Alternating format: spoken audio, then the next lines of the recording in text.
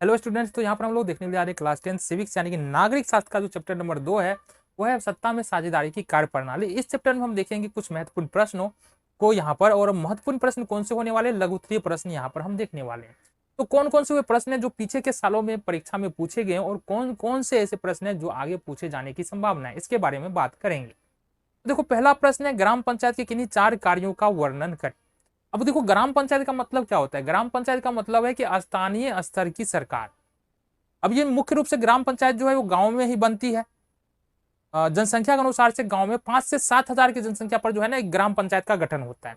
ग्राम पंचायत इसलिए बनाया गया कि जो स्थानीय स्तर पर जो भी समस्याएं हैं, जो भी दिक्कत है, उसको सॉल्व किया जाए। ठीक है, तो यहाँ पर ग्राम पंचायत का काम कौन सा होगा? ग्राम पंचायत का काम भी वही सब होगा जो स्थानीय काम होगा। अब होता यह है ना कि ग्राम पंचायत के अंदर में जो भी मुखिया होता है, जो भी सरपंच होता है, या जो भी संस्थाएं काम करती है ग्राम पंचायत के अंदर में, जो भी पद होते हैं ग्राम पंचायत के अंदर में, वे सारे उस ग्रामीण क्षेत्र के ही होते हैं। इससे क्या होता है कि उनके अंदर में बहुत ज्यादा समझ होती है। अगर कोई गांव का व्यक्ति है, ग्रामीण क्षेत्र का व्यक्ति है, तो उसको अच्छी तरह से पता है कि गांव की समस्या क्या है। अब उस समस्या से रिलेटेड वो नीति बना सकता है। तो गांव, ग्राम पंचायत होता है गांव में, तो गांव की समस्या क्या क्या होती है? सड़क की समस्या होती है, नाली की समस्या होती है, फिर पैसा कहाँ से आएगा, ये सारी समस्या होती है। तो काम भी यही सारा होगा। ऐसे हम बता देते हैं क्या क्या काम है, आ जाओ देख लेते हैं। देखो, पहला काम है पंचायत के विकास के लिए वार्षिक योजना और वार्षिक बजट बनाना। अब वार्षिक योजना क्या होता है? देखो, एक साल के अंदर में जो भी हम काम करने वाले हैं उसको हम वार्षिक योजना बोलते हैं। योजना मतलब क्रमबद्ध तरीके से हमने लिखा उसको कि कौन कौन सा काम जो है ना किसी खास साल में, अभी 2023 चल रहा है ना, तो 2023 में अपने को क्या करना है, बैठना है, सारे ग्राम सभा लगेगा या फिर जो मुखिया है गांव का वो ग्राम सभा बुलाएगा और उसमें पूरा विचार किया जाएगा कि कौन कौन से काम किया जाना है। पूरा उसका लिस्ट बनाया जाएगा और लिस्ट बना करके फिर ये जो लिस्ट बन रहा है ना कामों का, उसको क्या बोलते हैं? योजना बोलते हैं। कौन कौन सा काम कहां पर होगा, फिर उस योजना में खर्च होंगे, पैसे, पैसे कहां से आएंगे, तो वो जो बजट बनाना है ना, कितना खर्च और कहां कहां से आना है, इसको हम बोलते हैं बजट। तो 2 काम तो मुख्य रूप से है ग्राम पंचायत का, काम कराना यानी कि योजना बनाना। बिना योजना के काम होता तो है लेकिन सफल बहुत कम होता है। तो योजना बनाना और फिर बजट तैयार करना। दूसरा काम है कोई प्राकृतिक आपदा आ गया, भूकंप आ गया, बाढ़ आ गई, सुनामी आ गया, इस स्थिति में ग्राम पंचायत के जो भी अंग है, मुखिया हो गया, सरपंच हो गया, समिति हो गया, जिला परिषद हो गया, इनका काम होता है कि अपने क्षेत्र के ग्राम पंचायत में जो भी व्यक्ति, उनके क्षेत्र के ग्राम पंचायत में जो भी व्यक्ति रह रहे हैं उनकी मदद करना। ठीक है, जो भी संस्थाएं हैं ग्राम पंचायत में बाढ़, सुनामी, भूकंप के समय में जाकर के तत्काल राहत सामग्री पहुंचाते हैं लोगों के बीच में, उनको रहने की सुविधा दी जाती है। लोगों का अगर घर टूट गया तो घरें बनवाई जाती है। तो ये सारी सुविधा किसके द्वारा? ग्राम पंचायत के द्वारा। क्योंकि स्थानीय स्तर की सरकार ही ग्राम पंचायत है। बाहर से सरकार को पता चलेगा किसी खास एरिया में बाढ़ आया है तो वो सूचना पहुंचने में और उसको आने में थोड़ा सा समय लगेगा। लेकिन यहाँ पर ग्राम के स्तर पर ग्राम पंचायत तो है, उसको तो जिम्मेवारी दी गई है मुखिया को कि आपको ये काम करना है, या जो सरपंच है उसको तो जिम्मेदारी दी गई है कौन सा काम करना है। तो अगर तत्कालिक रूप में कोई सी समस्या होती है, कोई मुसीबत होता है, तो कौन देखने वाला है? ग्राम पंचायत। तो अभी तुमको थोड़ा थोड़ा ये भी समझ में आया होगा कि जब पहले से राज्य स्तर पर राज्य सरकार है, केंद्र स्तर पर केंद्रीय सरकार है, पहले तो 2 सरकार में बट गया, फिर ग्राम पंचायत का जरूरत क्यों पड़ा? क्योंकि देखो, ग्राम पंचायत में क्या होता है, जैसे सत्ता को जितना बांट देते हैं ना, शासन करना उतना ही आसान हो जाता है। ठीक है, फिर सामुदायिक कार्यों को कराना। कुछ सामुदायिक कार्य जैसे साफ सफाई का काम हो गया, नाली सफाई का काम हो गया। ठीक है, अगर मान लो कहीं से कहीं पर मैदान है तो मैदान की सफाई हो गया, कहीं पर पूरा कचरा जमा है उसको उठा के फेंकना है। तो ये सारे काम कराने की जिम्मेवारी भी ग्राम पंचायत के अंदर ही आती है। तो ग्राम पंचायत के ये सारे काम हो गए। ठीक है, अगला प्रश्न देखिए, आ जाओ। लोकतांत्रिक विकेंद्रीकरण का मतलब क्या होता है? देखो, प्रश्न बहुत ही बेहतरीन है और समझने वाली बात है। लोकतंत्र का मतलब क्या होता है? लोकतंत्र का मतलब होता है ऐसी शासन व्यवस्था, ठीक है, ऐसी शासन व्यवस्था जिसमें शासन का की बागडोर जनता के हाथों में। तो हमने क्या कहा? ऐसी शासन व्यवस्था जिसमें शासन की बागडोर और जनता के हाथों में। इसको और बेहतरीन तरीके से हम समझते हैं। शासन का मतलब क्या होता है? शासन का मतलब हुआ किसी खास समूह को हम चला रहे हैं। जैसे एक परिवार के अंदर में हम रहते हैं, परिवार का कोई एक मुखिया होता है, ठीक है, तो वो आपके पापा हो सकते हैं, आपकी मम्मी हो सकती है, आपके दादाजी हो सकते हैं, कोई एक परिवार का मुखिया होता है। सारे लोगों का काम है कि बाहर से काम करके पैसा लाना, और परिवार में कि कौन सा काम कैसे होगा वो मुखिया का डिसीजन होता है। हाँ, सलाह मशवरा जरूर लिया जाता है लोगों से, लेकिन वो फाइनल डिसीजन जो है ना वो मुखिया का होता है कि कौन सा काम सही है, कौन सा काम गलत है। तो जो घर परिवार को चलाने का काम है ना वो कौन कर रहा है, वो आपके दादाजी हो सकते हैं, मम्मी हो सकती है, या पापा हो सकते हैं।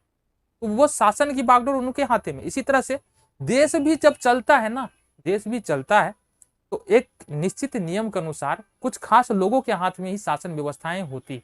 अच्छा, हम लोग के हाथ में क्या होता है, जिस तरह से परिवार के अंदर में हम रहते हैं, और अलग ऐसा नहीं है कि परिवार के जो मुखिया है वो सारा डिसीजन खुद से ही ले लेता है। हमसे पूछा जाता है कि ये काम क्या सही है, तुम्हारे अनुसार ये क्या सही हो सकता है, क्या गलत हो सकता है। अगर पूछने लायक है, बच्चे हैं तो कोई बात ही नहीं, अगर पूछने लायक है काम करने वाले व्यक्ति, उससे पूछा जाता है क्या ये सही है या नहीं सही है, क्या इस काम को करना चाहिए, नहीं करना चाहिए। तो ये इसका मतलब क्या हो रहा है, देखो ऐसा नहीं है कि परिवार के अंदर में कोई एक मुखिया है तो सारा डिसीजन खुद ले रहा है। उस मुखिया के अलावा जो और दूसरे व्यक्ति है जो काम करने वाले परिवार में लोग हैं, उससे भी डिसीजन के बारे में पूछा जा रहा है। मतलब अगर वो व्यक्ति ना बोल रहा है तो बहुत हद तक संभावनाएं हैं कि काम ना हो परिवार के अंदर। सेम काम हमारे, अच्छा जी, इसका मतलब क्या हुआ, इसका मतलब यह कि मुखिया तो है एक, मुख्य परिवार के अंदर एक मुखिया है जिसको हम गार्जियन भी बोल सकते हैं, लेकिन मुखिया के भी निर्णय को प्रभावित करने वाला दूसरा व्यक्ति भी है। इसी तरह से हमारे देश के अंदर इसका मतलब ये हुआ ना, इसका मतलब ये हुआ कि परिवार के अंदर मुखिया है और दूसरे व्यक्तियों में जो पावर है वो बट गया है, शक्तियां बट गई है। यानी सिर्फ मुखिया कुछ नहीं कर सकता है, और कुछ भी करना है, हाँ चलाने का काम है मुखिया का, लेकिन कुछ भी करना है वो सबसे सोच समझ कर विचार कर सबके लिए जो अच्छा है वही काम करेगा मुखिया। तो हमारे देश के अंदर में भी यही नीति अपनाई जाती है बड़े स्तर पर। हमारे देश के अंदर भी यही, हमारा देश जो है लोकतांत्रिक देश है, और लोकतांत्रिक देश के मतलब शासन जनता के हाथों में। हम अब प्रत्यक्ष रूप से क्या करते हैं, वोटिंग करते हैं और चुनाव करके हम अपने उम्मीदवार को संसद या विधानसभा या लोकसभा में भेज देते हैं, विधायक और सांसद को भेजते हैं। वो हमारे लिए काम करते हैं, उनका काम है हमारी भलाई के लिए काम करना, हमारे लिए जो अच्छा है वो नीति तैयार करना। तो यहाँ पर क्या हो रहा है, लोकतंत्र का विकेंद्रीकरण हो रहा है। इसी तरह से देख रहे हैं कि केंद्र स्तर और राज्य स्तर की सरकारों के बीच में शक्तियों का बंटवारा है। ये भी क्या है, लोकतंत्र का विकेंद्रीकरण। जनता भी सरकार के फैसले को प्रभावित करने का अधिकार रखते हुआ, इसको भी क्या बोलते हैं, लोकतंत्र का विकेंद्रीकरण। ठीक है, लोकतंत्र का विकेंद्रीकरण का मतलब हुआ कि सत्ता का बंटवारा हो जाना। तो एक तो केंद्र स्तर की सरकार, फिर राज्य स्तर की सरकार, और फिर इसके बाद जो है, इसके बाद हम देख लेंगे ग्राम पंचायत, जो पंचायत स्तर की सरकार है। इससे फायदा क्या होता है, विकेंद्रीकरण का फायदा ये होता है कि जो भी गवर्नमेंट काम कर रही है वो स्थानीय स्तर पर काम करती है। मतलब केंद्र की सरकार को कैसे पता होगा कि तुम्हारे राज्य में क्या क्या समस्याएं हैं, उसके पास तो डॉक्यूमेंट्स जाएगा ना, उसके पास तो कोई फाइल बनाकर भेजा जाएगा, फिर पता चलेगा। अगर कोई राज्य का सरकार है तो राज्य की सरकार को बेहतर तरीके से पता है कि राज्य में क्या क्या समस्याएं हैं। इसी तरह से अगर कोई ग्राम पंचायत की गवर्नमेंट है, सरकार है, तो वहां पर जो भी पद है, मुखिया है, सरपंच है, उसको बेहतर तरीके से पता होता है कि हमारे ग्राम पंचायत के लिए क्या सही है, क्या गलत है, कौन सी योजना आना चाहिए, कौन सी योजना नहीं आना चाहिए, कौन से कार्य किए जाने चाहिए, कौन से कार्य नहीं किए जाने चाहिए। तो ये फायदा हो जाता है लोकतांत्रिक विकेंद्रीकरण का। समझ में आ गया, चलो ये प्रश्न है, सत्ता की साझेदारी लोकतंत्र में क्या महत्व रखती है? बहुत ज्यादा महत्व रखती है। सत्ता मतलब होता है पावर, पहले बात समझो, सत्ता मतलब होता है पावर, और साझेदारी का मतलब है हिस्सेदारी। लोकतांत्रिक देश में जैसा कि हम बता रहे हैं, शासन जनता का होता है। अब जनता का शासन कैसे होता है? छोटे लोकतांत्रिक देश जो होता है ना, वहां प्रत्यक्ष लोकतंत्र होता है, जनता खुद इकट्ठा होते हैं। और कहा छोटे लोकतंत्र का मतलब, अगर मान लो 5,000 की आबादी है, देखो बड़े से मैदान में जनता इकट्ठा होगा, या जो मुख्य मुख्य व्यक्ति है वो इकट्ठा होंगे, और जो शासन संबंधी निर्णय हो वो जनता के द्वारा ले लिया जाएगा। लेकिन मान लो कि लोकतंत्र काफी बड़ा है, जैसे भारत है, 1,150 करोड़ के आसपास जनसंख्या है भारत की। अब 150 करोड़ लोगों को किसी एक मैदान में तो इकट्ठा करना संभव नहीं, तो यहाँ पर है अप्रत्यक्ष लोकतंत्र। अब अप्रत्यक्ष लोकतंत्र में होता क्या है, जो हम लोग वोटिंग के जरिए अपने जनप्रतिनिधि को चुन करके काम करने के लिए सांसद या विधायक के रूप में भेजते हैं। उनका काम होता है हमारे लिए नीतियां बनाना, हमारे लिए कानून बनाना, हमारे लिए क्या क्या अच्छा है वो डिसीजन लेना। तो यहाँ पर वो जो जनप्रतिनिधि होता है ना, किसी एक जाति, एक समुदाय, एक धर्म, एक भाषा बोलने वाले नहीं होते हैं। वो जो जनप्रतिनिधि होते हैं हर भाषा, हर जाति, हर धर्म, हर समुदाय से होते हैं। हम लीडर की बात कर रहे हैं, जो चुनाव में लीडर खड़े होते हैं ना, नेताजी के बारे में भी बात कर रहे हैं, तो वो होते हैं। ऐसा क्यों किया जाता है? क्योंकि देखो, मानो या ना मानो, जाति के लाख तुम कर लो कि जातिगत भावनाएं नहीं होती है, लेकिन थोड़ा तो अटैचमेंट होता है। इसको उदाहरण से समझ लो, एक परिवार, मान लो हम अपने परिवार में रहते हैं और पड़ोसी में किसी को मुसीबत है, हमारे परिवार में मुसीबत है, पहले किसको हेल्प करोगे? या पहले पड़ोसी को हेल्प करके आओगे? नहीं, पहले अपने परिवार की हेल्प करेंगे ना। तो इसी तरह से अगर मान लो अपनी जाति का कोई व्यक्ति है और सब कुछ ठीक है, और दूसरी जाति का कोई व्यक्ति है, तो पहले हेल्प तो अपनी जाति का बनेगा। ये हमारे अंदर भावना चली आती है। अब कितना सही है ये आ ही जाती है। अब कोई होगा इक्का दुक्का व्यक्ति जिसके अंदर नहीं आती है, लेकिन जातिवाद की ये भावना तो आती है। हाँ, जैसे जैसे हम पढ़ते चले जाते हैं, सीखते चले जाते हैं, समझते चले जाते हैं, तो बहुत सारी बातें जातिवाद से हम ऊपर उठ जाते हैं। लेकिन नॉर्मली ये विचार तो हमारे मन में होता है। तो जो जब अलग अलग जाति, धर्म, समुदाय के लीडर सत्ता में आते हैं, तो अपने अपने जाति, धर्म, समुदाय के बारे में सोचते हैं, उनके लिए डिसीजन लेते हैं, उनके लिए फैसले करते हैं, और सारे लोगों को इस प्रकार से सत्ता में साझेदारी मिल जाती है। अब सत्ता में साझेदारी क्यों जरूरी है लोकतंत्र में? क्योंकि देखो, अगर सत्ता में साझेदारी नहीं दोगे ना, सारे धर्म, सारे समुदाय, सारे जाति, सारे भाषा बोलने वाले लोगों के लिए अगर काम नहीं किया जाए, उनके लिए बातें नहीं, कानून नहीं बनाया जाए, नीतियां नहीं बनाई जाए, तो कहीं ना कहीं जो देश जो है ना, वो अखंडता की टुकड़े की ओर बढ़ जाएगा। देश का टुकड़ा होना तय माना जाएगा। नहीं सोचेगा तो ये समस्या होती रहेगी। देखो, भारत इसमें लकी है। भारत के साथ बहुत ज्यादा समस्या ऐसा नहीं है नहीं हुआ है समस्या, लेकिन उसको बेहतर तरीके से कंट्रोल किया गया है। समय समय पर हमारे संविधान में बदलाव होते रहते हैं, समय समय पर नई नई कानूनें बनती रहती है। क्यों? क्योंकि वो समय की मांग होती है। अगर किसी, मान लो कि आज जो दलित है, जो भी उनकी स्थिति पहले थी, आज से बहुत समय पहले, 20 साल, 30 साल, 50 साल पहले, उससे बहुत ज्यादा बेहतर है। अभी की बात करेंगे, बेहतर क्यों है? अब बेहतर इसलिए है ना, क्योंकि उनके लिए सोचा गया है, उनको सत्ता से जोड़ने का काम किया गया है। अगर दलित को हमेशा उनके अधिकार से वंचित रखा जाता, उनके शिक्षा पर ध्यान नहीं जाता, उनको आरक्षण नहीं दिया जाता, तो दलित के मन में क्या आता? भाई, हमको तो सत्ता में रहने का कोई मतलब, इस देश में रहने का कोई मतलब ही नहीं है। इस देश की गवर्नमेंट जो है, इस देश के लोग जो है, हमको तो अलग करके रखी हुई है। वो एक अलग समुदाय बन जाता, एक अलग वर्ग बन जाता, और हो सकता है फिर वो देश को पूरे विखंडन की ओर ले जाता। कहने की दलित की आबादी बोलते हैं कि कम है, लेकिन अगर पूरे देश में देखोगे ना, तो फिर बहुत ज्यादा निकल के आ जाती है। तो कोई भी आबादी कम नहीं है, बहुत ज्यादा है। देखो, जनसंख्या जो है ना, 150 करोड़ की बात कर रहे हैं। अगर थोड़ा थोड़ा भी होगा ना, तो बहुत ज्यादा हो जाएगा। तो इसका उदाहरण तो समझो, भारत के अंदर 40-50 करोड़ मुस्लिम होंगे, और पाकिस्तान के अंदर भी इतना ही मुस्लिम है, 25 से 30 या 40 करोड़ के आसपास मुस्लिम है। मतलब भारत में जितने मुस्लिम रह रहे हैं, पाकिस्तान में भी उतना ही मुस्लिम है लगभग। ठीक है जी, तो ये बात समझो। चलो अगला प्रश्न देखें। महापौर पर संक्षिप्त टिप्पणी लिखे। जैसे कि हमारा ग्राम पंचायती व्यवस्था होता है, ये ग्रामीण क्षेत्रों में होता है, ये संस्थाएं ग्रामीण क्षेत्रों में होता है, और अधिकतर इसमें जो भी पद होते हैं, जो भी काम करने के जो भी पद होते हैं, वो चुनाव के द्वारा, इसमें पदों का चुनाव होता है। जैसे मुखिया हुआ, सरपंच हुआ, ये सारे पदों का चुनाव जो है वो इलेक्शन के द्वारा किया जाता है। इसी तरह से अगर हम शहरों की बात करेंगे, तो शहरों में 3 प्रकार की संस्थाएं काम करती है। एक होती है नगर पंचायत, फिर होता है नगर परिषद, और फिर होता है नगर निगम।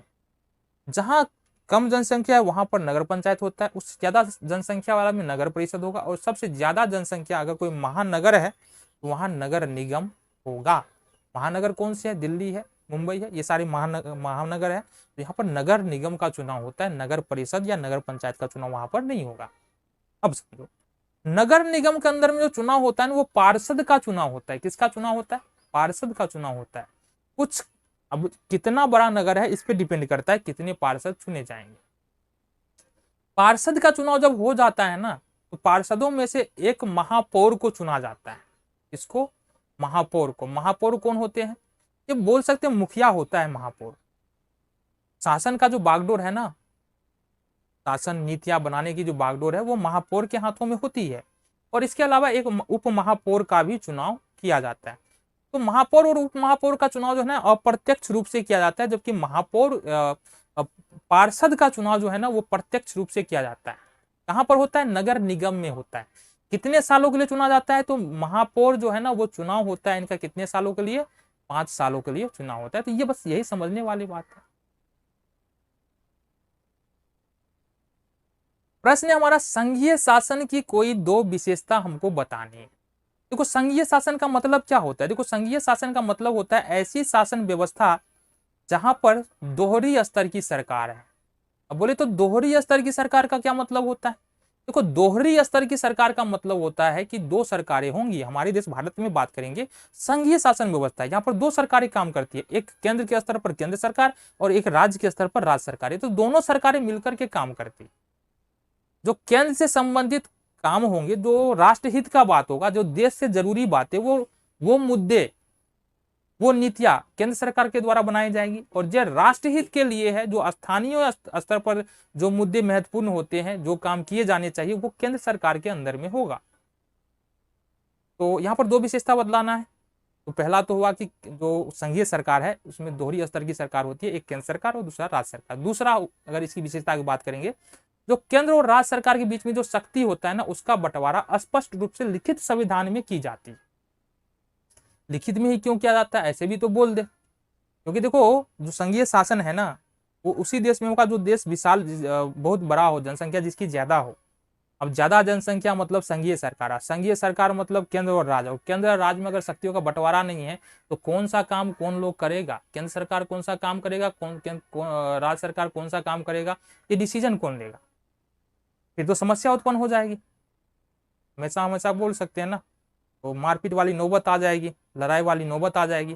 तो इस टकराव से बचाने के लिए केंद्र सरकार और राज्य सरकार के बीच में डिसीजन को लेकर के, कानून बनाने को लेकर के, नीति बनाने को लेकर के, काम करने को लेकर के कोई टकराव ना हो, इसके लिए हमारे संविधान में नियम बनाए जाते हैं। तो ये 2 विशेषता है। पहली विशेषता हो गया कि दोहरी स्तर की सरकार होती है, और दूसरी विशेषता है कि केंद्र और राज्य के बीच में की जो केंद्र और राज्य की जो शक्तियां होती है ना, उसको स्पष्ट रूप से संविधान में बांट दिया जाता है लिखित रूप से।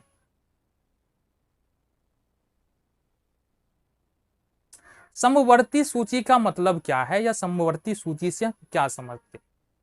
देखो समवर्ती सूची का मतलब क्या है? समवर्ती सूची एक ऐसी सूची है, इससे पहले समवर्ती सूची से हम कुछ और समझ लेते हैं, जो पीछे भी डिस्कस किए हैं। हमारे यहाँ पर कौन सी शासन पद्धति है? संघीय शासन व्यवस्था। संघीय शासन व्यवस्था मतलब हमारे यहाँ 2 स्तर की सरकारें होती है, एक केंद्र सरकार और एक राज्य सरकार। तो इनके बीच में शक्तियों का तो ऐसे तो बंटवारा कर दिया जाता है कि कौन सा काम राज्य सरकार के द्वारा किया जाएगा, कौन सा काम केंद्र सरकार के द्वारा किया जाएगा। कुछ शक्तियों को, कुछ क्षेत्र ऐसे होते हैं जहां पर राज्य सरकार और केंद्र सरकार दोनों काम कर सकते हैं, दोनों ही कानून बना सकते हैं। मतलब कुछ विषय ऐसे होते हैं जहां पर राज्य सरकार और केंद्र सरकार दोनों का चल सकता है। तो ऐसे क्षेत्र, ऐसे विषयों को समवर्ती सूची में रखा गया है। समवर्ती सूची में वैसी विषयों को रखा गया है जिस पर कानून बनाने का अधिकार, जिस पर नीति बनाने का अधिकार केंद्र सरकार और राज्य सरकार दोनों के पास। अब चलो मान लेते हैं कि दोनों के पास है, तो दोनों ने अपना अपना कानून बना दिया, फिर क्या समस्या होगी? देखो जब इस स्थिति में जब नीति दोनों के द्वारा बन गया ना, तो इस स्थिति में केंद्र की जो नीति होगा, केंद्र के जो फैसले होंगे उसको प्राथमिकता दिया जाएगा। राज्य की नीति, राज्य के फैसले को प्राथमिकता नहीं दिया जाएगा, उसी का फैसला मान्य होगा। पंचायती राज व्यवस्था क्या है, या पंचायती राज व्यवस्था से क्या समझते हैं? हमने क्या कहा कि भारत में संघीय शासन व्यवस्था है, और संघीय शासन व्यवस्था का मतलब है ऐसी शासन व्यवस्था जहां पर दोहरी स्तर की सरकारें होती है। हमारे देश में बात करेंगे, एक तो होती है केंद्र स्तर की सरकार जिसको हम लोग केंद्रीय सरकार बोलते हैं, और एक होता है राज्य स्तर की सरकारें जिसको हम लोग राज्य सरकार बोलते हैं। अब ये जो केंद्र सरकारें होती है और राज्य सरकारें होती है, इनके बीच में शक्तियों का बंटवारा होता है, और ये 2 स्तर पर सरकार को इसलिए बांटा जाता है कि अब चूंकि देश में अगर केंद्र सरकार है, वो अगर पूरा घूम घूम के देखे कहाँ पर क्या समस्या है, तो उसको सुलझाना थोड़ा सा मुश्किल हो जाता है। ऐसा नहीं है खत्म नहीं होगा, थोड़ा सा मुश्किल हो जाता है। लेकिन जब राज्य सरकार के जिम्मे में काम आ जाता है तो राज्य सरकार को बेहतर तरीके से पता होता है कि उनके राज्य में कौन कौन सी समस्या है, क्योंकि उनका क्षेत्र कम गया तो बेहतर तरीके से वो क्षेत्र को समझ करके, जनता के समझ करके काम कर सकता है स्टेट गवर्नमेंट, राज्य सरकार। और ठीक इसी तरह से बाद में ऐसा लगा कि दो स्तर की सरकारों से काम नहीं चल रहे, फिर भी जो ग्रामीण क्षेत्र है या जो दूर दराज के शहरी क्षेत्र है वहां पर शासन करने में समस्या आ रही है, जो नीतियां बनानी है, जो जनता के लिए काम करना है, वहां पर समस्या आ रही है। क्योंकि अगर मान लो कोई सांसद विधायक है, वो अगर काम करेगा तो वो बड़े स्तर के काम को करेगा, तो छोटे स्तर का काम है जो एक गांव में जरूरी होता है उसको कौन देखने के लिए आता है। तो इसके लिए यहाँ पर एक नई शासन पद्धति या बोल सकते हैं कि पावर शेयरिंग फिर किया गया। पहला तो केंद्र और राज्य के बीच में शक्तियों का बंटवारा हुआ, फिर यहाँ पर राज्य और ग्राम पंचायत के बीच में शक्तियों का बंटवारा हुआ। तो ग्राम पंचायत एक ऐसी शासन व्यवस्था है जो स्थानीय स्तर पर काम करती है। स्थानीय स्तर पर बोले तो ग्रामीण स्तर पर काम करती है। अब ग्राम पंचायत को लाने का मुख्य उद्देश्य क्या था? जो ग्रामीण क्षेत्र है, दूर दराज के क्षेत्र, ऐसे क्षेत्रों में वहां के जो स्थानीय व्यक्ति है वो शासन में भाग ले सके और अपने लिए अपनी नीतियों को खुद निर्धारित कर सके। तो जब शासन में हम भाग लेते हैं ना तो बहुत कुछ सीखते भी है। तो ग्राम पंचायत को हम सीखने की सरकार भी बोल सकते हैं। ठीक है, तो ग्राम पंचायत का मतलब समझ गया, ये स्थानीय स्तर की सरकारें होती है और इसका मुख्य मकसद होता है स्थानीय स्तर की समस्याओं को सुलझाना।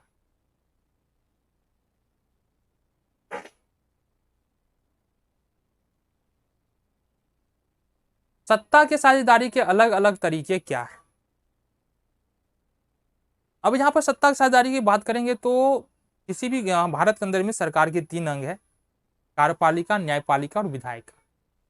तीनों में सत्ता का बंटवारा किया गया है और तीनों का अपने अपने अधिकार क्षेत्र है, कोई एक दूसरे के अधिकार क्षेत्र में नहीं जाएगा। इस प्रकार का जो सत्ता का वितरण होता है वो कहलाता है सत्ता का क्षैतिज वितरण। क्या होता है? सत्ता का क्षैतिज वितरण कहते हैं। सत्ता में साझेदारी की दूसरी प्रणाली में सरकार के विभिन्न स्तरों पर सत्ता का बंटवारा होता है। जैसे केंद्र सरकार और राज्य सरकार के बीच में सत्ता का बंटवारा हो रहा है ना, तो सरकार के विभिन्न स्तरों के बीच में सत्ता का बंटवारा हो रहा है। पहले हमने क्या कहा? सरकार के तीनों अंग कार्यपालिका, विधायिका, न्यायपालिका में सत्ता का बंटवारा होता है, इसे सत्ता का क्षैतिज वितरण कहते हैं। फिर स्तर के आधार पर केंद्र सरकार, राज्य सरकार, इसके आधार पर सत्ता का बंटवारा होता है जिसको हम ऊर्ध्वाधर वितरण कहते हैं। ग्राम रक्षा दल से क्या समझते हैं? अब देखो, ग्राम रक्षा दल जो है ना एक पंचायती राज व्यवस्था का एक बोल सकते हैं संस्था है। उसके अंदर में एक संस्था या एक समूह है जिसमें जो है ना 18 से लेकर के 30 साल की आयु वाले जो युवा लोग हैं वो इसके सदस्य होते हैं। हम बोल सकते हैं ग्राम रक्षा दल का काम क्या है? तो ग्राम पंचायत के अंदर में जो भी रक्षा से रिलेटेड काम होगा या जो सुरक्षा से रिलेटेड काम होगा वो सारा ग्राम रक्षा दल के द्वारा किया जाएगा। कहने का मतलब है ग्राम रक्षा दल जो है ना वो ग्राम पंचायत की पुलिस व्यवस्था है या प्रशासन व्यवस्था है, ये भी हम बोल सकते हैं। ग्राम रक्षा दल में कितने वर्ष से लेकर कितने वर्ष तक भर्ती हो सकते हैं लोग? तो 18 वर्ष से लेकर के 30 वर्ष के लोग ग्राम रक्षा दल के सदस्य बन सकते हैं। साथ ही साथ ग्राम रक्षा दल में एक दलपति होता है जो ग्राम रक्षा दल को चलाने का काम करता है, या मुखिया बोल सकते हैं ग्राम रक्षा दल का। तो ग्राम रक्षा दल समझ में आ गया। चलो जी, संघ राज्य का क्या मतलब है? देखो, संघ राज का मतलब क्या है? संघ राज का मतलब है ऐसी शासन व्यवस्था जहां पर लोकतांत्रिक सरकार है और लोकतांत्रिक सरकार में दोहरी स्तर की सरकार है।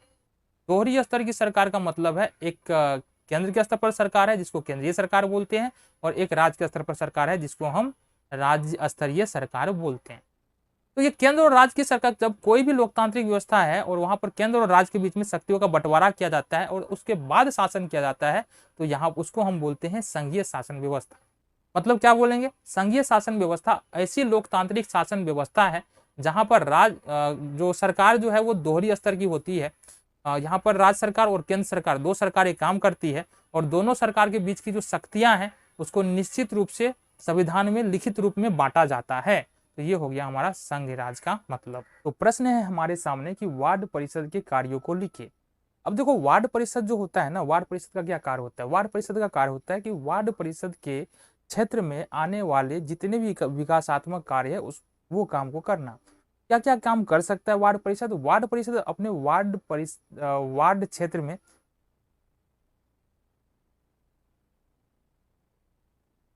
तो प्रश्न है हमारे सामने, वार्ड परिषद के कार्यों को लिखिए। अब वार्ड परिषद का क्या क्या काम होता है यहाँ पर हमको ये बताना है। अगर मेनली बात करेंगे तो वार्ड परिषद का जो क्षेत्र होता है ना, उस क्षेत्र के अंदर में जो भी सफाई का काम है, नाले बनवाने का काम है, गलियों में सड़कें बनवाने का काम है, ये सारा का सारा काम जो है ना वार्ड परिषद के अंदर में आता है। देखेंगे साफ सफाई का काम वार्ड परिषद के हिस्से में आ जाता है, सड़क नाली बनवाने का काम जो है गलियों में वार्ड परिषद को जाता है, जलापूर्ति और रोशनी यानी कि जो पानी की व्यवस्था है इसको अश्योर करना वार्ड परिषद के हिस्से में जाता है। साथ ही साथ रोशनी की व्यवस्था करना, गलियों में रोशनी की व्यवस्था, जगह जगह पर लाइटें लगवाना, ये भी वार्ड परिषद का ही काम है। अब एक वार्ड परिषद जो है ना अपने क्षेत्र में ही ये सारे काम कर सकता है, मतलब नाली बनवाएगा, सड़कें बनवाएगा, साफ सफाई का काम करेगा, लाइटें लगवाएगा, लेकिन कहाँ लगवाएगा? अपने क्षेत्र में ही, जो उसका क्षेत्र होगा उसी क्षेत्र के अंदर में ये सारे काम वार्ड परिषद को करना होगा। प्रश्न है हमारे पास, लोकतंत्र में सत्ता की साझेदारी का क्या मतलब है या क्या अर्थ है? देखो लोक अभी यहाँ पर हम बात कर लेते हैं सबसे पहले लोकतंत्र होता क्या है। तो लोकतंत्र का मतलब होता है ऐसी शासन व्यवस्था जिसमें जनता की भागीदारी, जिसमें जनता का शासन। अब जनता कैसे शासन करता है? क्योंकि अगर हम अपने भारत देश की बात करेंगे, भारत की बात करेंगे, तो यहाँ पर तो जनसंख्या बहुत ज्यादा है, लगभग 150 करोड़ की जनसंख्या है। अब इतने बड़े देश में किस प्रकार से जनता शासन करती है? हम क्या करते हैं ना, चुनाव में वोट डालते हैं ना, बिल्कुल डालते हैं। अब उस चुनाव में वोट डालने के बाद होता क्या है कि हम अपने जनप्रतिनिधि को चुनते हैं, मतलब अपने हिस्से का काम जो है ना, जो हम करना चाहते हैं वो हम उन प्रतिनिधियों के माध्यम से करते हैं, डायरेक्टली नहीं करते। अगर डायरेक्टली करते तो वहां से प्रत्यक्ष लोकतंत्र हो जाता। प्रत्यक्ष लोकतंत्र ऐसे देशों में होता है जहां की जनसंख्या कम होती है, 4-5 हजार 10 हजार जनसंख्या है, एक जगह इकट्ठा हो सारे फैसले कर लो, तो ये प्रत्यक्ष लोकतंत्र में होता है। लेकिन भारत जैसे देश में इतना विशाल देश है, इतनी बड़ी जनसंख्या है, यहाँ पर प्रत्यक्ष लोकतंत्र संभव नहीं है। अगर 150 करोड़ लोगों को फैसले लेने के लिए बताओ हम कहीं इकट्ठा करना चाहे, कहाँ पर करेंगे? नहीं कर सकते हैं।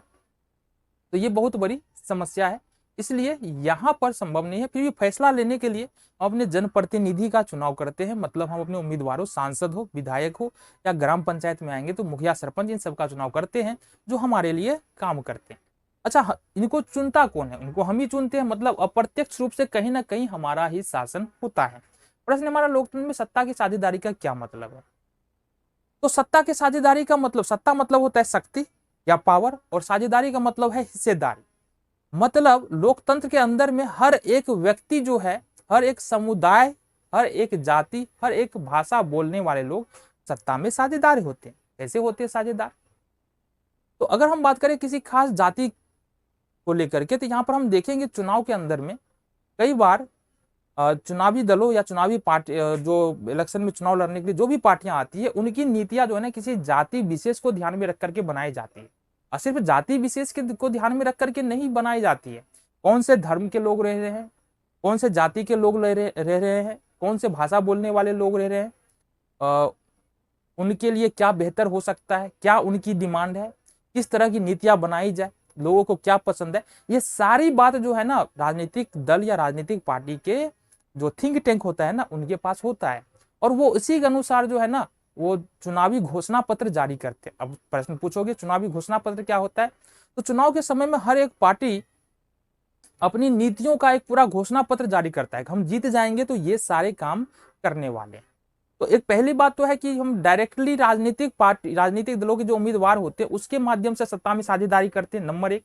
नंबर दो होता है कि अगर कोई दबाव समूह है। अब दबाव समूह क्या होता है? मान लो कोई शिक्षकों का समूह है, बहुत सारे शिक्षक है, अब शिक्षकों के लिए कोई एक डिसीजन आया जो शिक्षक को पसंद नहीं है, उनके फायदे के लिए नहीं है, तो सारे शिक्षक मिलकर के सरकार की नीति के खिलाफ जो है वो हड़ताल पे चले जाएंगे। अब समस्या उत्पन्न हो जाएगा, शिक्षक अगर हड़ताल पे चले जाएगा। इसी तरह से डॉक्टर के विरुद्ध अगर कोई नीति आता है, सरकार लेकर के आती है और डॉक्टरों को पसंद नहीं आता है, तो डॉक्टर कहाँ चले जाएंगे? हड़ताल पे चले जाएंगे। अब अगर डॉक्टर और शिक्षक अगर हड़ताल पे चले जाए तो समस्या तो उत्पन्न होगी ना। तो यहाँ पर फिर सरकार को डॉक्टर और शिक्षक के साथ यहाँ पर तोल मोल करना पड़ता है और अपनी नीति को थोड़ा सा बदलाव करना पड़ता है। ये दबाव समूह है। तो दबाव समूह के माध्यम से हम लोग सत्ता में साझेदारी करते हैं। और इसके अलावा जो है हमने क्या बताया, राजनीतिक दलों के माध्यम से सत्ता में साझेदारी करते हैं। और साथ ही साथ जब भी कोई राजनीतिक पार्टियां चुनाव जीत करके आते हैं तो वहां पर दो पक्ष बनते हैं, एक सत्ता पक्ष और एक विपक्ष। तो सत्ता पक्ष भी और विपक्ष भी पावर शेयरिंग का काम करता है। इसके अलावा भी बहुत सारे उदाहरण मिल जाएंगे। केंद्र और राज्य के बीच में सत्ता का बंटवारा हो जाता है, सत्ता का साझेदारी हो जाता है। निचले स्तर पर आएंगे, ग्राम पंचायत के स्तर पर सत्ता का साझेदारी हो जाता है। तो साझेदारी का मतलब होता है कि पावर का बंटना। और ये देखो संघीय शासन व्यवस्था है हमारे देश में। कौन सी शासन व्यवस्था है? संघीय शासन व्यवस्था। और संघीय शासन व्यवस्था में सत्ता का साझेदारी लिखा है। संघीय शासन व्यवस्था का मतलब ही है कि सबसे पहला तो दो स्तर पर सरकार है ही, एक केंद्र के स्तर पर और दूसरा राज्य के स्तर पर, फिर तीसरा हो गया ग्राम पंचायत के स्तर पर। तो यहाँ पर हम देख रहे हैं क्या हो रहा है, सत्ता का बंटवारा हो रहा है और अलग अलग तरीकों से होता है। ये तो 4-5 उदाहरण हमने बताया, और भी बहुत सारी जगह पर होता है। खैर लघुत्तरीय प्रश्न है तो बहुत ज्यादा नहीं लिखना है, जो मेन बातें हैं ना वो तुमको यहाँ पर लिखना है, जो भी तुम्हारे आंसर में यहाँ पर दिख रहा होगा। चलो अगले प्रश्न की बात करें।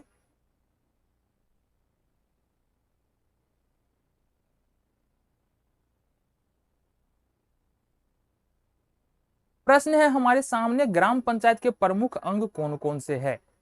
अब ग्राम पंचायत के प्रमुख अंग के बारे में हमको यहाँ पर डिस्कशन करना है। ग्राम पंचायत के प्रमुख अंग कौन कौन से हैं, तो इसके बारे में अगर देखेंगे ग्राम पंचायत के प्रमुख अंग के बारे में, तो यहाँ पर देखो क्या क्या है। पहला है ग्राम सभा। अब ग्राम सभा क्या होता है? किसी भी पंचायती क्षेत्र में जो 18 से लेकर के 18 प्लस जो भी व्यक्ति है, जो भी महिला है पुरुष है, वो ऑटोमेटिकली ग्राम सभा का सदस्य होता है। इसे ग्राम सभा बना और जो भी 18 प्लस व्यक्ति है या महिला है वो ग्राम सभा के सदस्य हो जाएगा। मुखिया का काम क्या है कि ग्राम सभा की बैठक बुलवाना। साल में कम से कम 4 ग्राम सभा की बैठक होना अनिवार्य है। और ग्राम सभा में जो भी पंचायत से रिलेटेड जो भी समस्या है उसके बारे में वहां पर बातें की जाती है। किस किस लोगों को क्या क्या समस्या हो रही है, या किसी खास जाति विशेष, धर्म विशेष या फिर क्षेत्र विशेष में रहने वाले लोगों की क्या समस्या है और उसको किस प्रकार से हम सॉल्व कर सकते हैं। पक्ष विपक्ष होता है और इस तरह से वहां पर फैसले लिए जाते हैं। ये कागजी बात है, फिर बोल रहे हैं एक कागजी बात है। हकीकत में तो ऐसा भी होता होगा कि ग्राम पंचायत सारे जो है ना मेंबर आगे, मुखिया जी आगे, सरपंच जी आगे, वार्ड मेंबर आगे, और साइन हो गया कि ग्राम सभा का बैठक हुआ था। ऐसा होता है, बहुत सारी जगह पर होता है। चलो जी, दूसरा है कार्यकारिणी समिति। और कार्यकारिणी समिति में ये सारे लोग ही आ जाते हैं, जितने भी ये जो पद है ग्राम पंचायत के अंदर में, मुखिया हो गया, सरपंच हो गया, समिति हो गया, ये सारे, अच्छा समिति जो है ग्राम पंचायत से थोड़ा ऊपर का हो गया, तो यहाँ पर ये सारे जो सदस्य है ना यही इसमें आ जाते हैं कार्यकारिणी समिति में, और ये सारे लोग मिलकर के ही काम करते हैं। तीसरा है पंचायत सेवक। पंचायत सेवक कौन होते हैं? पंचायत सेवक जो है ना वो उनका जो चुनाव होता है वो चुनाव के द्वारा नहीं होता है। सिलेक्शन उनका चुनाव के द्वारा नहीं होता है। उनका सिलेक्शन जो है वो राज्य सरकार करती है, और इनका काम होता है पंचायती राज सरकार की सहायता प्रदान करना। अगला है ग्राम रक्षा दल। ग्राम रक्षा दल के बारे में पहले भी बात कर चुके हम। 18 वर्ष से 30 वर्ष के जो युवा है वो इसके सदस्य हो सकते हैं। ग्राम पंचायत की जो पुलिस व्यवस्था है या प्रशासन व्यवस्था है वो ग्राम रक्षा दल होता है।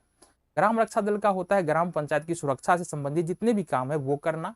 ग्राम रक्षा दल में एक दलपति होता है जो पूरे ग्राम रक्षा दल को चलाता है। अगला प्रश्न है ग्राम कचहरी क्या है। तो ग्राम कचहरी का मतलब क्या है? कचहरी मतलब ये बोल सकते हैं न्यायालय। जो भी विवादित मामले होंगे उनकी सुनवाई ग्राम कचहरी में की जाएगी। तो ये अपने आप में एक न्यायालय है पूरा पूरा। इसके बारे में भी हम बात कर चुके हैं। ये कुल मिला के 5 अंग है। सिर्फ अंग ही पूछ रहा था, हमने एक एक अंगों के बारे में सारी बातें यहाँ पर डिस्कस कर ली है। ग्राम कचहरी के गठन एवं शक्ति का वर्णन करें। ग्राम कचहरी का गठन कैसे होता है और उनकी क्या क्या शक्तियां हैं, कौन कौन से काम किया जा सकता है। तो अगर ग्राम कचहरी की बात करेंगे ना यहाँ पर, तो ग्राम कचहरी का गठन देखो 2006 के पंचायत राज अधिनियम के अनुसार ग्राम कचहरी का गठन किया जाता है। ग्राम कचहरी में चुनाव के द्वारा एक सरपंच को चुना जाता है।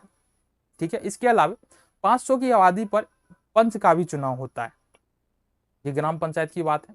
और महिलाओं को भी यहाँ पर महिला हो गया या फिर जो पिछड़े वर्ग है उनको भी यहाँ पर आरक्षण दिया जाता है कि वो भी ग्राम पंचायत में आकर के चुनाव में भाग ले सके। ये तो ग्राम पंचायत का गठन किस प्रकार होता है ये हमने बताया। कैसे होता है गठन? तो चुनाव के द्वारा एक सरपंच और पंच, प्रत्येक 500 आबादी पर एक पंच का चुनाव होता है। इसके अलावा जो है न्याय मित्र भी एक होता है। जो ग्राम पंचायत है, ग्राम कचहरी, उसमें एक न्याय मित्र भी होता है जिसका काम होता है जो सरपंच है उसकी सहायता करना। अब यहाँ पर प्रश्न है हमारे पास कि ग्राम कचहरी के अधिकार क्षेत्र में क्या क्या आता है। देखो अगर मामला बन जाए ना तो ग्राम कचहरी में बहुत सारे मामलों की निपटाई हो जाता है। मेनली हमको जो समस्या होती है, जो भी दीवानी या फौजीदारी मुकदमा होता है, जो मारपीट से रिलेटेड मुकदमा होता है, जो जमीन जायदाद और धन से रिलेटेड मुकदमा होता है, उसकी सुनवाई ग्राम कचहरी में होती है। और कौन करता है? न्यायमित्र, सरपंच और पंच मिलकर के इन जो मुकदमे होते हैं उनका सुनवाई करते हैं और फैसला सुनाते हैं। साथ ही साथ यहाँ पर देखेंगे तो 10,000 तक के मामलों की सुनवाई होता है। ऐसे 10,000 तक यहाँ पर दिया गया है, लेकिन 10,000 अगर आपस में समझ बूझ के हो सकता है तो 10,000 से ज्यादा की मामलों की भी सुनवाई यहाँ पर हो जाती है। और एक जो महत्वपूर्ण बात है ग्राम कचहरी के अंदर में, वो जुर्माना जो है 1,000 रुपया से ज्यादा नहीं लगाया जा सकता है। तो ये ग्राम कचहरी क्या है, इसकी शक्तियां क्या है और इसका गठन किस प्रकार से होती है, ये हमारा प्रश्न था। इसका उत्तर हो गया। गठन कैसे होता है? चुनाव में जब भी इलेक्शन होते हैं, ग्राम पंचायती सरकार के जब भी इलेक्शन होगा ग्राम पंचायती राज्य का, उसमें क्या होगा कि एक सरपंच का चुनाव होगा और फिर जो है 500 की आबादी पर पंचों का चुनाव होता है। एक न्याय मित्र होता है जो राज्य सरकार के द्वारा हर जो है ग्राम कचहरी में दिया जाता है। उनका काम होता है सरपंच और पंच की सहायता करना। जो भी मुकदमे होते हैं, फौजदारी और दीवानी दोनों तरह के मुकदमे की सुनवाई होती है। मारपीट से रिलेटेड भी मुकदमे आएंगे जिसे फौजदारी मुकदमा कहा जाता है, और जमीन जायदाद से रिलेटेड मुकदमा भी आएगा जो दीवानी मुकदमा जिसको हम कहते हैं। तो इन सारे मुकदमों की सुनवाई यहाँ पर होती है। अधिकतम 10,000 तक, ऐसा रूल में है कि अधिकतम 10,000 तक का जो मुकदमा है वो ग्राम कचहरी में सुनवाई हो सकता है, लेकिन इससे ज्यादा भी हो सकता है। इसके अलावा देखेंगे तो ग्राम कचहरी के अंदर जो है ना, अधिकतम जुर्माना 1,000 रुपये का लगाया जा सकता है।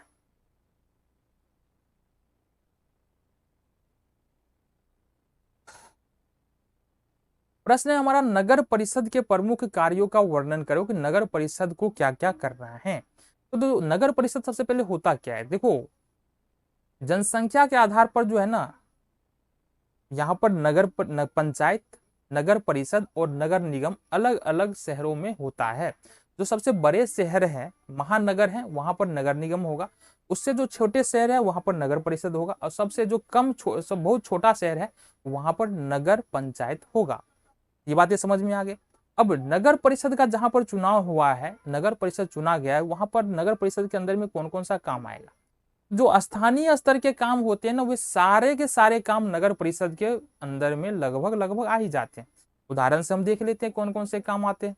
दो तरह के काम करता है यहाँ पर नगर परिषद। कौन सा? एक ऐच्छिक काम करता है और एक अनैच्छिक काम करता है। ऐच्छिक काम का मतलब जो करना जरूरी है नगर परिषद के लिए।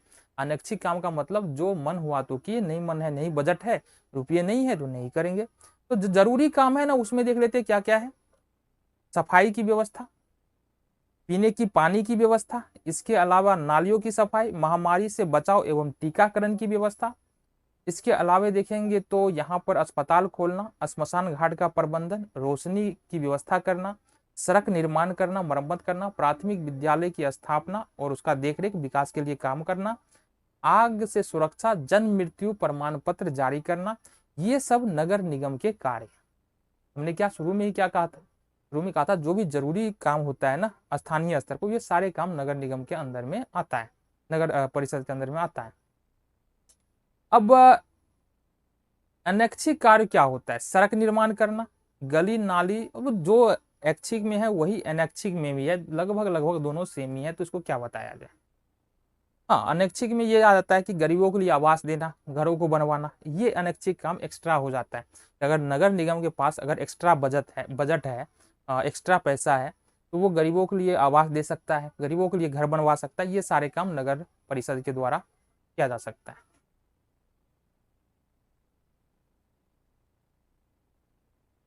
नगर निगम के आय का प्रमुख साधन क्या है? ये प्रश्न है। मतलब नगर निगम का जो चुनाव होता है, एक बार नगर निगम की स्थापना हो जाए तो फिर काम करने के लिए नगर निगम को पैसे कहाँ से मिलते हैं, ये हमको यहाँ पर बताना है।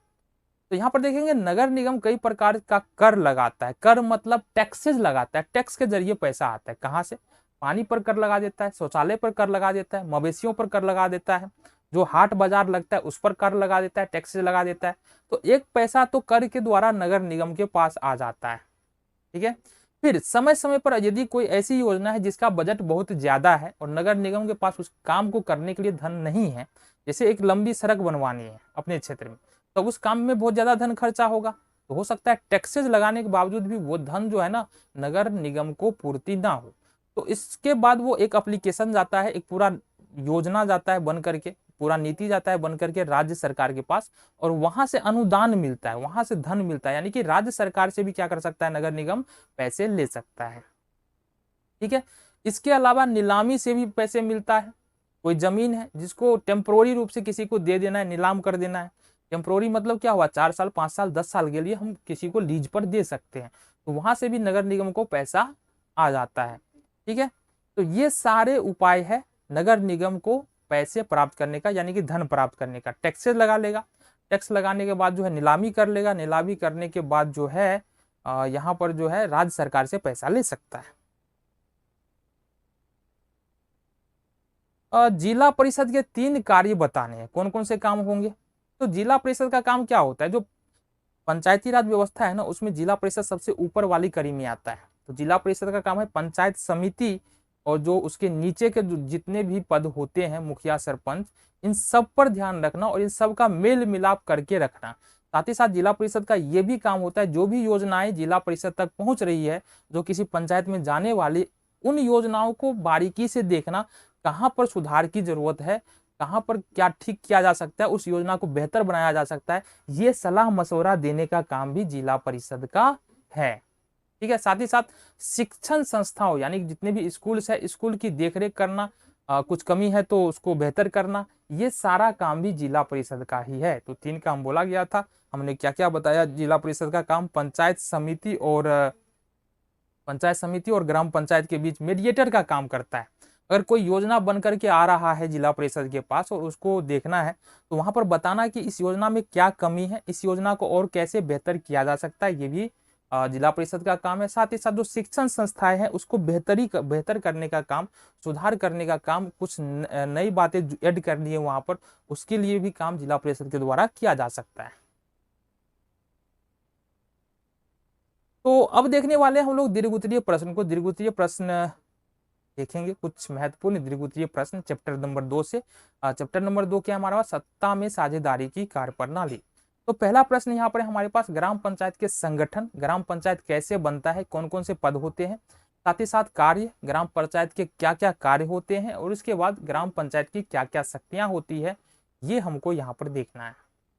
तो ग्राम पंचायत में जो प्रमुख संगठन होते हैं उसको देख लेते हैं। पहला होता है मुखिया। और मुखिया क्या होता है, प्रत्येक ग्राम पंचायत में पंचायत का एक प्रधान मुखिया होता है। मुखिया की सहायता के लिए एक उप मुखिया का चुनाव होता है। जब भी, अब मुखिया आता कहाँ से, मुखिया एक पद है जिसकी कुछ शक्तियां होती है, और इसका जो चुनाव है ना वो इलेक्शन के माध्यम से होता है, यानी कि हम वोटिंग करते हैं, वोटिंग में जो भी कैंडिडेट जीतता है वो एक मुखिया चुना जाता है। साथ ही साथ जीतने के बाद एक उप मुखिया का भी चुनाव किया जाता है।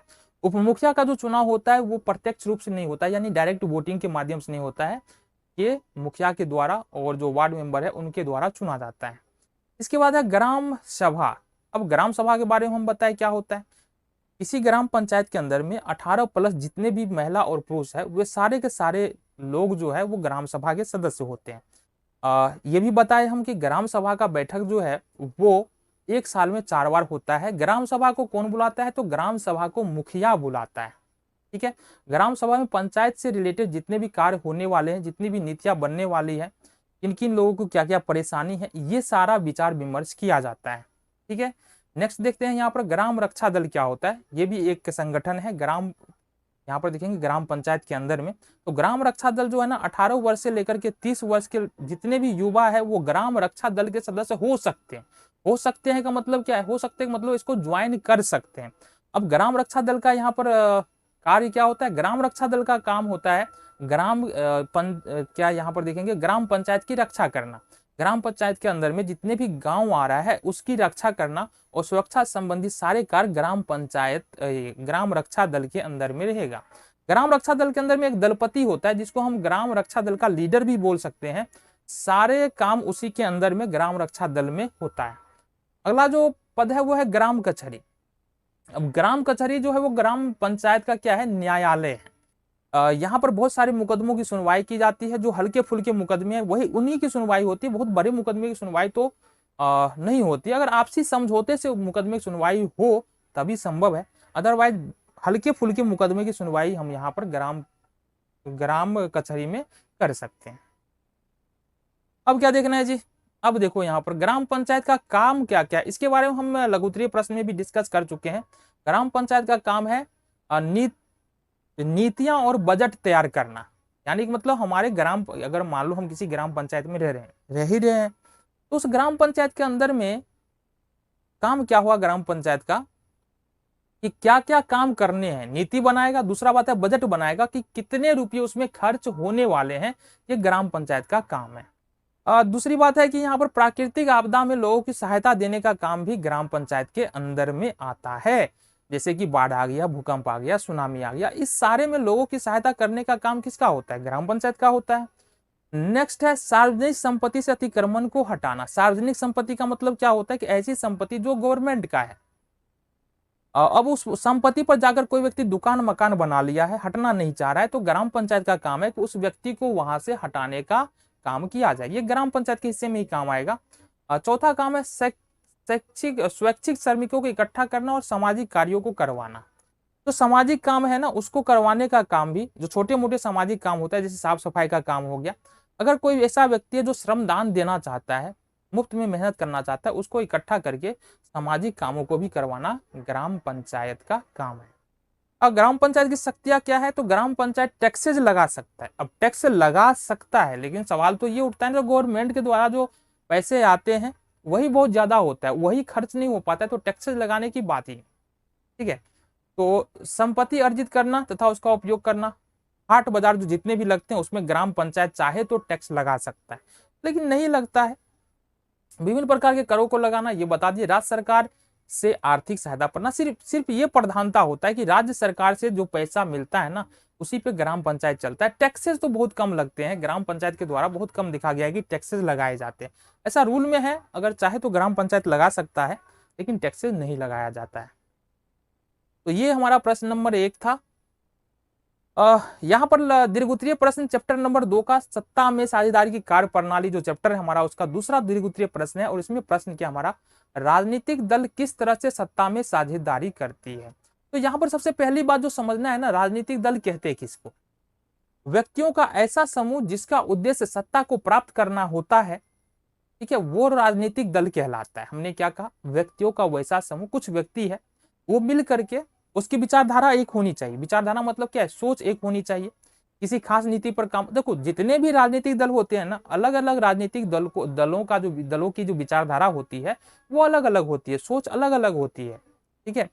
उनकी नीतियां जो है ना अलग अलग होता है, काम करने का तरीका अलग अलग होता है, ठीक है। तो ऐसा होता है कि कुछ राजनीतिक पार्टी कुछ देश में मौजूद कुछ लोगों को पसंद आए और कुछ लोगों को नहीं पसंद आए। क्यों नहीं पसंद आने का कारण क्या है, कारण ये है कि उनकी नीतियां अलग अलग है। जिस मतलब राजनीतिक दल को पसंद नहीं कर रहे हैं हम, यहाँ पर किसको पसंद कर रहे हैं, राजनीतिक दल के द्वारा जो नीतियां बनाई जा रहे हैं, जो काम किए जा रहे हैं, या जो काम होने वाले जो उन्होंने घोषणा पत्र में डाला है, उसको पसंद कर रहे हैं।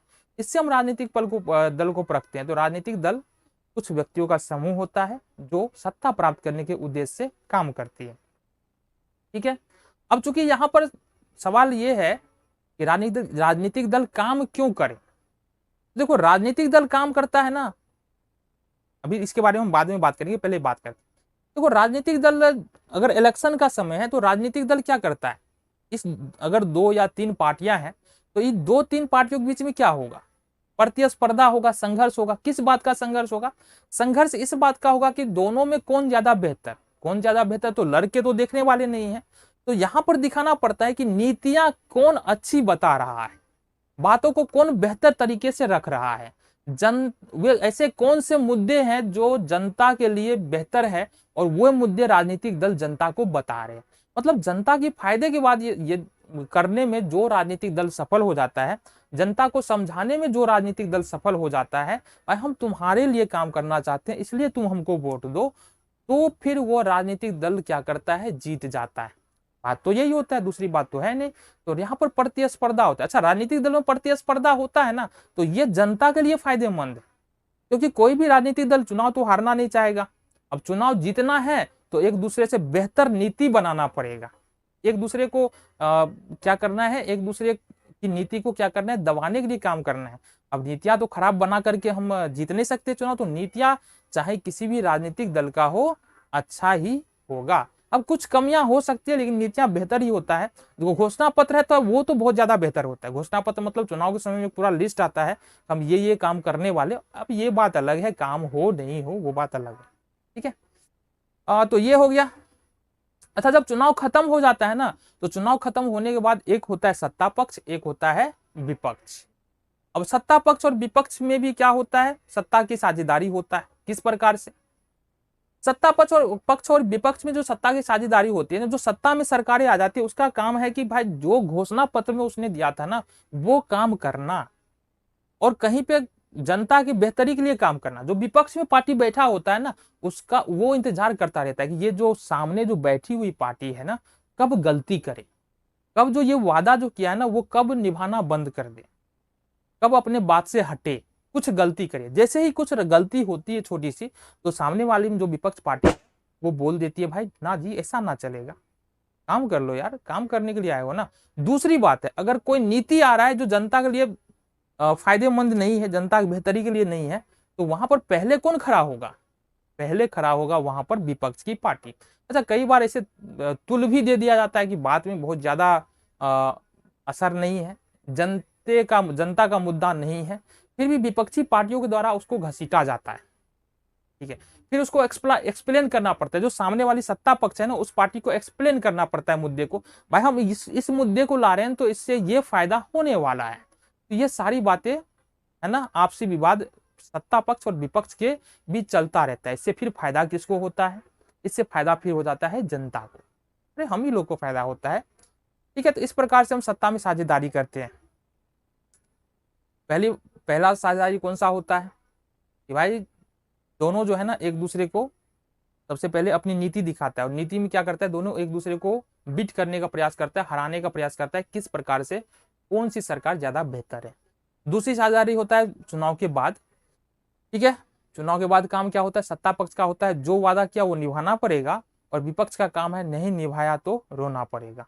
मतलब विपक्ष बैठा हुआ है ना इस बात को लेकर के कि काम कर लो, नहीं तो हम तो पीछे है ही करने के लिए।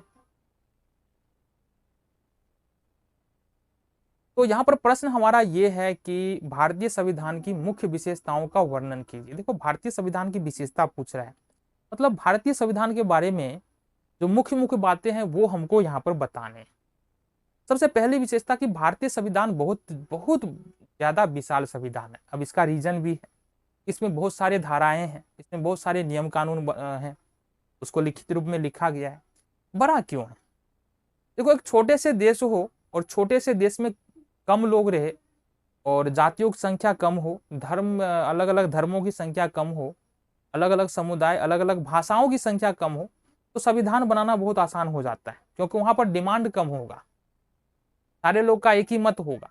लेकिन अगर भारत जैसा देश हो तो यहाँ डिमांड बढ़ता है, अलग अलग लोगों का सोच अलग अलग है, अलग अलग जाति अलग अलग धर्म अलग अलग भाषा बोलने वाले लोग हैं, तो नियम भी उतने तरह के बनेंगे ना, और नियम में भी उतनी पेचीदगी आएगी।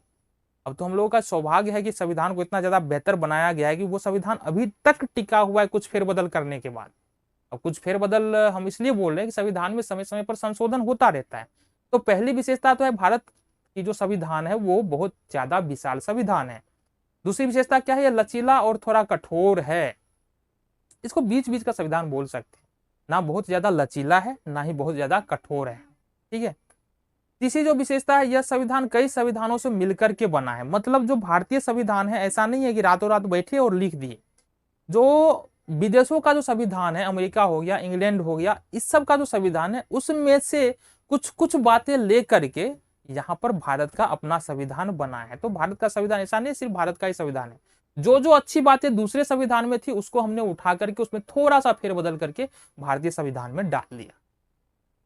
इनमें अन्य देशों की अच्छाइयों को अपनाया गया, जैसा कि हमने पहले ही बता दिया कि भारतीय संविधान में अलग अलग देशों की जो अच्छी बातें हैं, दूसरे देशों के संविधान में जो अच्छी बातें हैं उसको यहाँ पर अपनाया गया है। इसमें एकात्मक तथा संघात्मक दोनों संविधान के गुणों को अपनाया गया है। अब देखो यहाँ पर एकात्मक भी आया है और संघात्मक भी आया है। अब इसका थोड़ा मतलब समझो। एकात्मक का मतलब है कि सरकार जो है ना केवल एक स्तर पर होगा, यानी केंद्र में ही सरकार होगा, राज्य में सरकार नहीं होगा। लेकिन भारत के अंदर संघात्मक शासन व्यवस्था है। अब संघात्मक में एकात्मक शासन व्यवस्था, ऐसा बोल सकते। क्यों? क्योंकि यहाँ पर शक्तियों का बंटवारा तो होता है, दो स्तर की सरकार है, संघात्मक सरकार है, दो स्तर की सरकार है, एक केंद्र सरकार की, दूसरा राज्य सरकार की। लेकिन यहाँ पर बात यह है ना कि अधिकतर शक्तियां जो है वो राज्य सरकार के केंद्र सरकार के पास ही होता है ना। और कुछ कुछ सिचुएशंस ऐसे होते हैं हमारे संविधान में जहां पर राज्य सरकार की जो शक्ति है वो पूरी तरह से गायब कर दी जाती है, यानी छीन ली जाती है। वो विशेष परिस्थिति में ऐसा हो सकता है। तो कहने का मतलब एक तरह से बोले तो ये संघात्मक भी है और एक तरह से बोले तो एकात्मक भी है।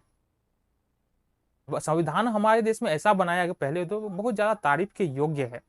अब हम ये भी बोल सकते हैं कि देखो इतने सारे जाति धर्म समुदाय के लोग रहते हैं और अभी तक बना हुआ है। 1947 में हम लोग आजाद हुए थे और उसके बाद अभी तक आज लगभग 70 से 80 साल हो गए हैं। इसके बावजूद हमारा देश अखंड बना हुआ है, मतलब टूटा नहीं है। इसका मतलब कहीं ना कहीं तो बात है, संविधान में जो नियम कानून है उसमें कहीं ना कहीं बात है, लोगों को जोड़ करके रखा हुआ है। और सबसे बड़ी बात क्या है ना कि सब जो भी संविधान बना है उसको ऐसा नहीं है कि एक बार फिक्स कर दिए छोड़ दिए, इसमें बदलाव नहीं करना है।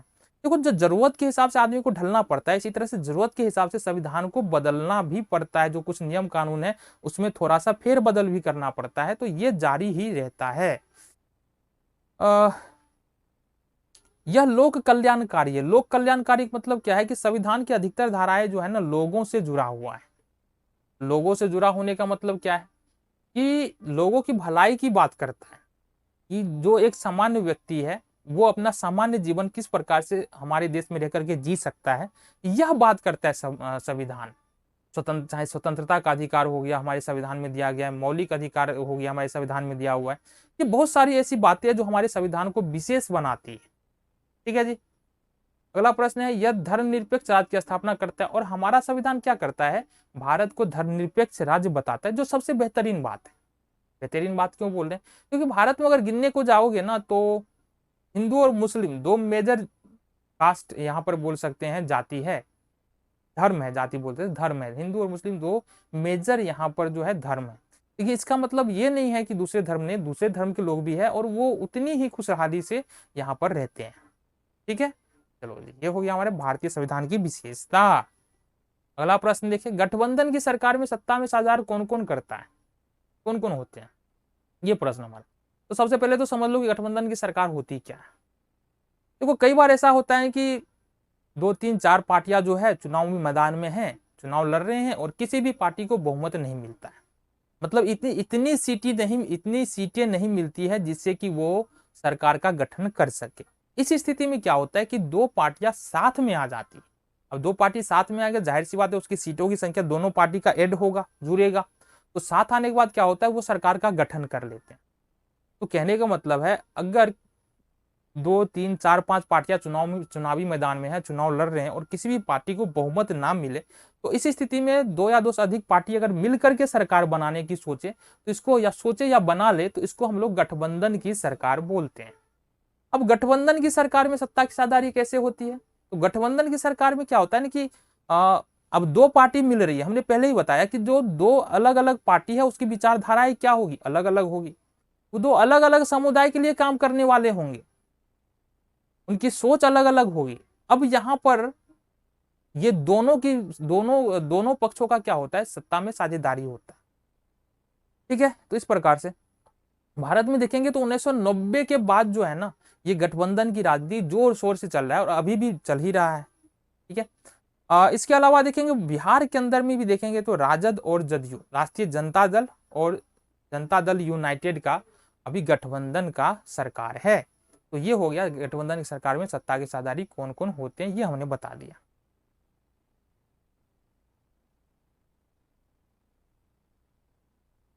दबाव समूह किस तरह से सरकार को प्रभावित कर सत्ता में साझेदार बनते हैं? सबसे पहले समझो, प्रश्न तो हम समझ में आ गया, नहीं समझ में आया अभी समझ में आएगा। दबाव समूह किस तरह से सरकार को प्रभावित कर सत्ता में साझेदार बनती है। अब दबाव समूह होता क्या है पहले ये समझो। दबाव समूह कोई भी एक समूह हो सकता है, जैसे डॉक्टर का समूह हो गया, जितने भी डॉक्टर है एक तरफ इकट्ठा हो जाए, इंजीनियर का समूह हो गया, शिक्षक का समूह हो गया। ये जो समूह होता है ना, ये दबाव समूह होता है। अब दबाव समूह कब बनता है? जब कोई एक समूह के व्यक्ति की मांगे समान हो, हित समान हो, वे एक ही बात को करना चाह रहे हो, तो वो दबाव समूह बनता है। जैसे कि मान लो कि डॉक्टरों के विरुद्ध कोई ऐसी नीति आया जो डॉक्टरों को पसंद नहीं है। मान लो डॉक्टरों की जो गवर्नमेंट के डॉक्टर है उसकी सैलरी कम कर दी गई, तो अब यहाँ पर डॉक्टर को होगी समस्या, सारे डॉक्टर चले जाएंगे हड़ताल पे। तो फिर मजबूर होकर के अब बीच बचाव का रास्ता गवर्नमेंट को क्या करना पड़ेगा, अपनाना पड़ेगा। तो ये जो यहाँ पर डॉक्टर का जो हड़ताल था ना, ये एक दबाव समूह हो गया। अच्छा, दबाव समूह का काम ये नहीं होता है कि सत्ता प्राप्त करना है, सत्ता में साझेदार है, दबाव समूह सत्ता में साझेदार है, लेकिन उसका मतलब ये नहीं है कि दबाव समूह का काम है सत्ता में साझेदारी करना। दबाव समूह का काम है कि सरकार की नीति को बदल करके अपने पक्ष में फैसला करवाना, या जो भी नीति सरकार की बनी हुई है उसमें थोड़ा सा फेर बदल करवाना दबाव समूह का काम होता है। दबाव समूह कोई भी हो सकता है, वो उद्योगपति भी हो सकता है, शिक्षक भी हो सकता है, डॉक्टर भी हो सकता है, मजदूर भी हो सकता है। तो ये सारे लोग दबाव समूह में आ जाता है। ठीक है। और दबाव समूह जब भी सरकार के ऊपर दबाव बनाती है तो सरकार को 10 बार सोचना पड़ता है कोई भी नई नीति लाने से पहले, चाहे डॉक्टर के लिए लाए, चाहे शिक्षक के लिए लाए, चाहे इंजीनियर के लिए लाए। तो वो करने से पहले सरकार को बहुत बार सोचना पड़ता है कि अगर ये नीति हम ला रहे हैं, क्या सामने वाले शिक्षक को, डॉक्टर को, इंजीनियर को, वर्कर को पसंद आने वाले हैं कि नहीं। क्योंकि अगर पसंद नहीं आएगा, उनके मन में थोड़ा भी वो नीति नहीं भाएगा, तो फिर वो दबाव समूह क्या करेगा, फिर दबाव बनाएगा। ये सारी बातें हैं दबाव समूह के बारे में। ठीक है, तो ये हमारा 5वें नंबर का प्रश्न था।